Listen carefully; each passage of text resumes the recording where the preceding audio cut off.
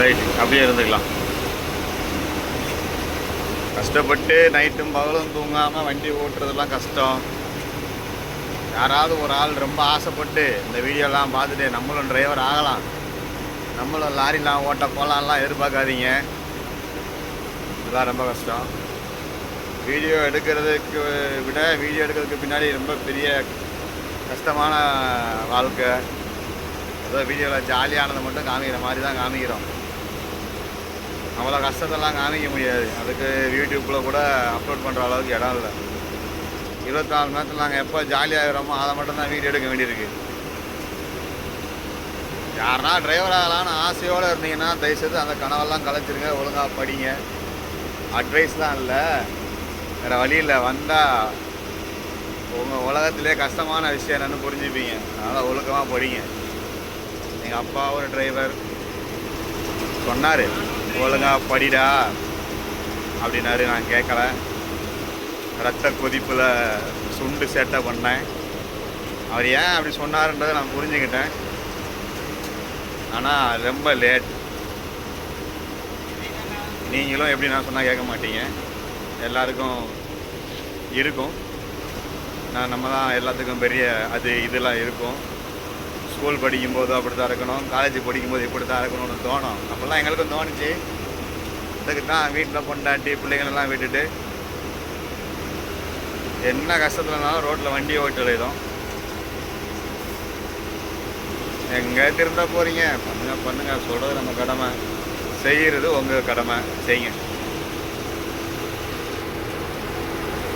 நான் மட்டும் யோக்கியமா அண்ணா? நானே கேட்கல, நம்ம பெற்றா கேட்க போறீங்க. படித்தா உங்களுக்கு நல்லது, படிக்கலைன்னா எங்களுக்கு நல்லது.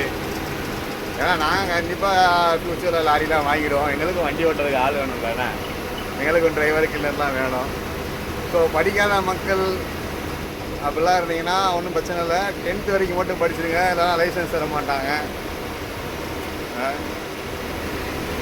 10th வரைக்காவது படிச்சுட்டு வாங்க லைசன்ஸ் போடுறது. எப்படி சட்டை தானே பண்ணுவீங்க, யாரும் கேட்க மாட்டீங்கல்ல. நான் எங்கள் அப்பா என்கிட்ட சொன்ன மாதிரி நான் என் பையன்கிட்ட சொல்லிகிட்டு இருக்கேன்.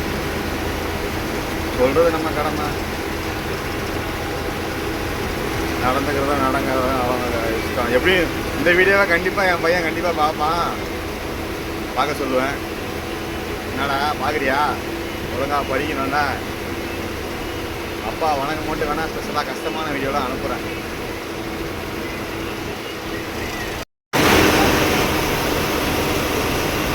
நல்லா இருக்கு, அற்புதமாக இருக்குது இடங்கள் எல்லாம். எனக்கு பிடிச்சிருக்கு இந்த இடம் தான்.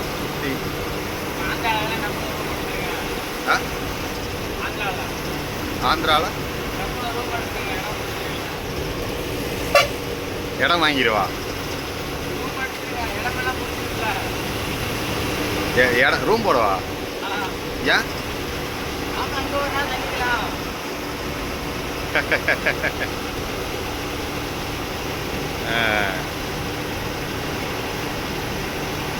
நல்லா இருக்குன்னா போகும்போது ரசிக்கணும். இல்லை வருங்காலத்தில் இடங்கடை வாங்கி செட்டில் ஆகலாம். அப்படினாலும் இங்கே நம்ம என்ன செய்ய போகிறோம்? சொந்த ஊரில் வழி இல்லை, அங்கே வந்து என்ன செய்ய போகிறோம்? மழை பெஞ்சு கண்ணாடிலாம் நாஸ்தி ஆயிடுச்சு. தம்பி கஷ்டப்பட்டு ஷாம்புலாம் போட்டு கழுவி வச்சாப்புல இருந்தாலும் கண்ணாடி பூரா அழுக்காக இருக்குது. என்ன பண்ணுன்னு தெரியல.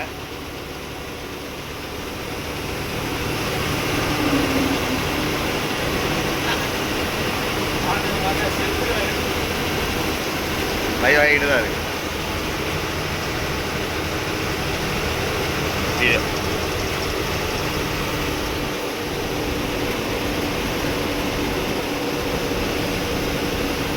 ஆப்போசிட்டில் தான் தைரியமாக ஓட்டுறானுங்க.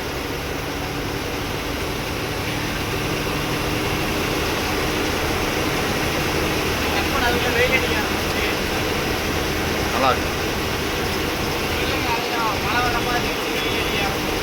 அதெல்லாம் நான் சொல்ல மாட்டேன், பார்க்காத பேசுறது தெரியல.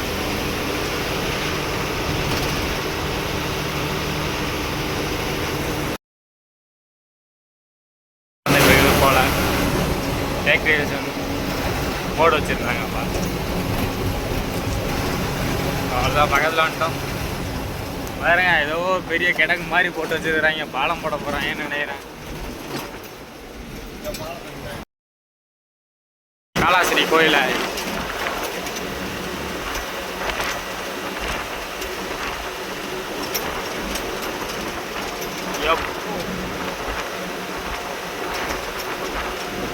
வண்டி ஓவரா குலுங்குது.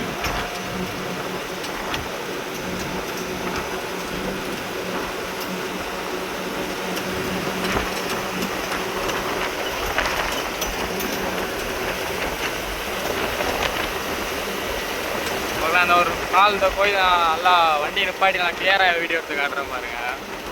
இப்போ கொஞ்சம் இதாக தான் தெரியும்.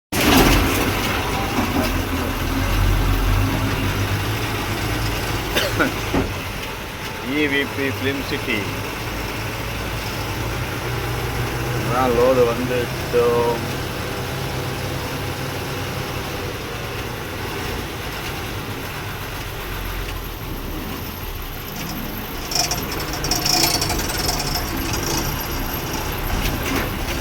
ஸ்பீட் பிரேக்கர் போட்டு வச்சிங்கன்னா நாங்கள் எப்படி வண்டி ஓட்டுவது? காருக்கெல்லாம் ஈஸி தான், இந்த மாதிரி தான் லோடு வெஹிக்கிள் தான் கஷ்டம்.